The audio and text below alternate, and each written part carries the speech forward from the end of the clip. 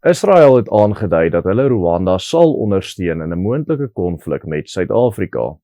Voordat ek hierdie video begin, wil ek noem dat ek persoonlike kennis en ondervinding oor hierdie onderwerp dra.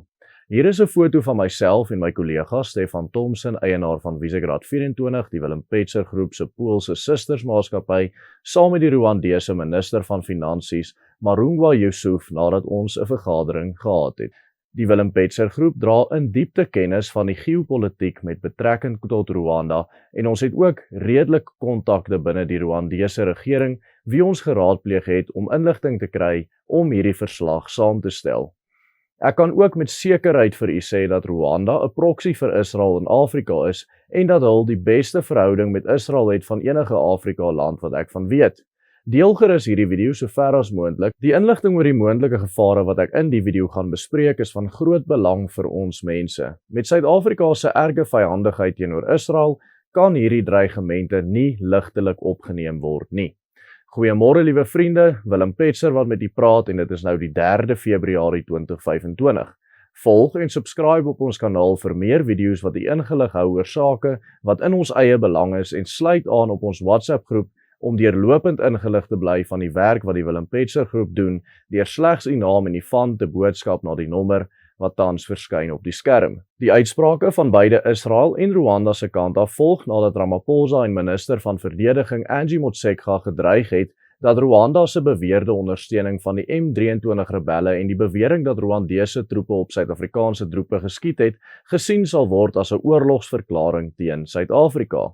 The president did want them to say, if you are going to fire, we'll take it as a declaration of war and we'll have to defend our people. Hierdie dreigement is begroet deur Rwanda se president Kagame, wat onder andere ingesluit het dat hy gesê het, bring it on, en dat Rwanda se troepe nie op Suid-Afrika se grens is nie. Suid-Afrika se is op Rwanda se grens.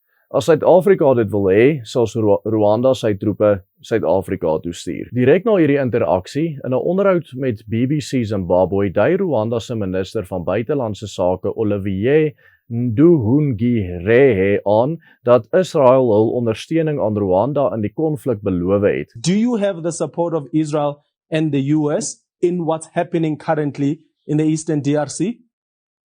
Rwanda have good relations with many countries, including Israel, and our cooperation is extensive with all those countries. Dit is geen geheim, hoewel Israel dit ontken, dat daar reeds bewyse is dat Israel oor die afgelope 30 jaar alreeds groot hoeveelhede wapens aan Rwanda verskaf het nie. En daar is ook besigtiging van hierdie Israeliese wapens onder die M23 rebelle wat verlede week Suid-Afrika se basis in Goma tot oorgang gedwing het. Ons sal later in die video in meer diepte hierdie bespreek. Die onderhoud volg op 'n kriptiese plasing deur Gideon Saar, Israel se minister van buitelandse sake op sy X-rekening.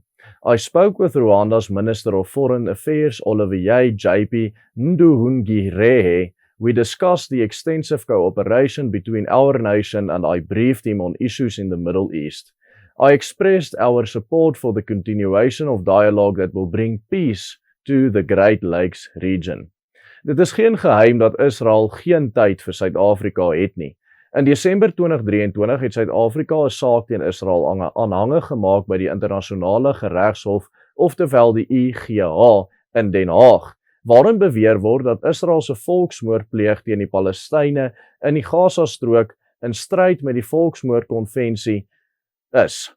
Op 26 Januarie 2024 het die IGH 'n bevel uitgereik waarin Israel gelas word om alle nodige stappe te neem om dade wat as volksmoord beskou kan word te voorkom. In reaksie op die IGH se bevel het Israel se minister van nasionale veiligheid die hof en Suid-Afrika as antisemities beskryf. Eerste minister Benjamin Netanyahu het verklaar dat Israel sal voortgaan om homself te verdedig. Sedert hierdie batalje het Israel hulle mes in vir Suid-Afrika en spesifiek vir die ANC.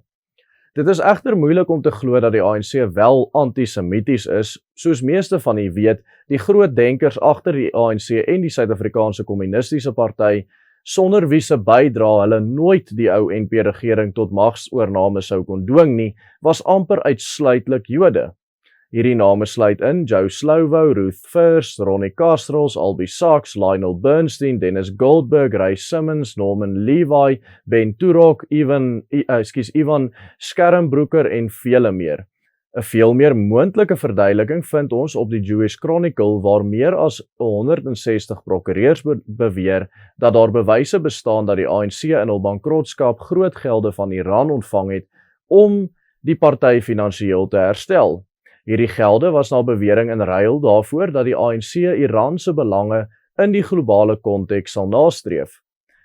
Destydse Amerikaanse sekretaris van staat Anthony Blinken het nog versoek dat hierdie korrupsie binne die ANC versoek moet word.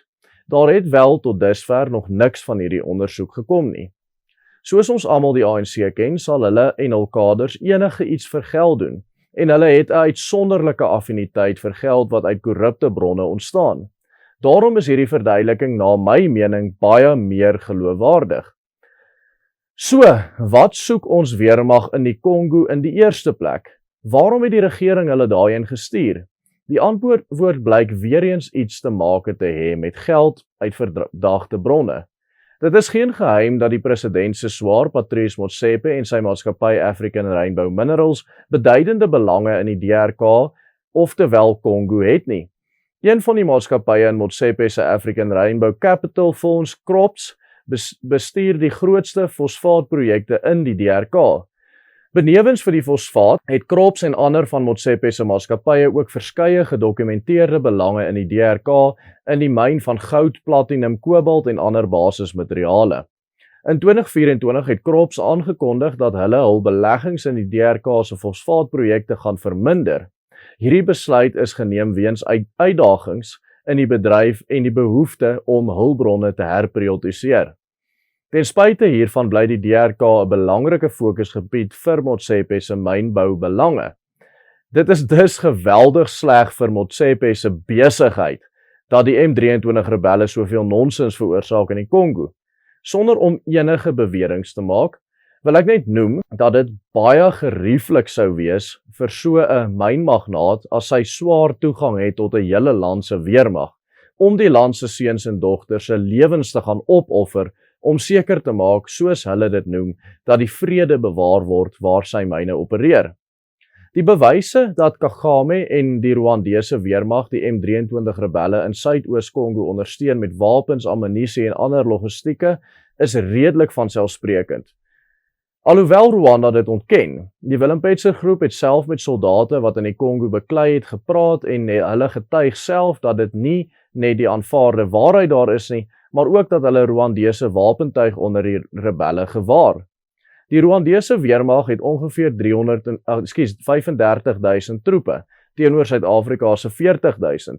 Suid-Afrika se weermag se begroting is egter nagenoeg 20 keer groter as Rwanda se. Dit moet wel genoem word dat Rwanda se 35.000 aktiewe soldate baie meer aksie gesien het en ondervinding en aktiewe oorlogvoering het as die meerderheid van Suid-Afrika se soldate. Verder is die grootste begroting van Suid-Afrika se weermag net nog 'n kus wat geplunder word deur die kaders en die oorblywende geld word so wanbestuur dat daar weinig verskil oorbly tussen die invloed van Suid-Afrika en Rwanda se begroting op die werklike militêre doel. Aan die ander kant word Rwanda se begroting ook intensief aangevul deur buitelandse hulp met wapentuig, waarvan 'n groot deel alreeds van Israel afkom. Soos wat ons verder in diepte gaan bespreek. Uit persoonlike ondervinding kan ek vir u sê dat die Rwandese soldate die mees professionele is van enige Afrika weermag wat ek alself teëgekom het. Om vir jou 'n voorbeeld te gee, toe ons saam met die Poolse groep van Suid-Afrika af tot in Kenia gereis het, het die grenswagte by elke grenspos wat ons deurgery het, eers geld uit ons uit afgepers voor ons toegelaat is om oor die grens te reis.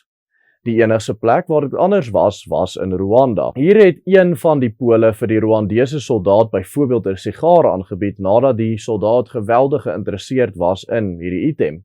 Die soldaat het egter volstrek geweier om enige iets van ons af te aanvaar. Hulle was ook die netjiesste troepe wat ons al teëgekom het oor die reis van 13 Afrika lande en hul voertuie en toerusting was in pyptoestand. Die laaste punt wat ek wil aanraak is die verhouding tussen Rwanda en Israel. Hierdie twee lande het 'n ietwat komplekse verhouding. Selfs al voor die sogenaamde volksmoord in Rwanda, wat ek binne die konteks van hierdie video se gebeure eerder as 'n burgeroorlog sal beskryf, ondersteun Israel alreeds die kant in die burgeroorlog wat later die huidige regering van Kagame, wat nou al bykans 3 dekades regeer in daai land sou word. In die vroeë 1990s is dit alreeds oopgevlek dat Israel deur middel van Albanië, ten spyte van die wapenembargo wat deur die Verenigde Nasies wapens aan die kant van die oorlog verskaf het. Hierdie wapens was hoofsaaklik Galils, dieselfde wapen wat in Suid-Afrika onder lisensie as die R4 vervaardig is, ammunisie, oorskot en groter militêre toerusting en voorraad uit Israel. Hierdie verhouding tussen die twee lande het klandestien en onder die radar gebly tot en met die laaste dekade, waar die twee lande ambassades geopen het in mekaar se hoofstede, staatshoofde menigte besoeke aan mekaar afgelê het en openbare uitsprake van vriendskap begin maak het. Hoewel dit geheim gehou word en nie op openbare platforms bespreek word uit amptelike bronne uit nie, het die ondersteuning van Israel na Rwanda na menigte bronne wat ons geraadpleeg het, nooit opgehou in die tydperk tussenin nie. Die uitsprake wat ons in die verslag bespreek het van die twee lande se ministers van buitelandse sake, van albei lande se kant af, is 'n eerste wat dit so openlik gedoen word, en die tydsberekening kan nie toevallig wees nie. Dit is juist daarom dat ek sê dat Suid-Afrika glad nie hierdie dreigemente, veral in die konteks van sy verbrokkelende verhouding met Israel, ligtelik kan opvat nie. Onthou om ons te volg op hierdie platform en onthou ook om op die WhatsApp groepe te klim, die nommer is in die kommentare en ook op die skerm. Totsiens en God seën elkeen.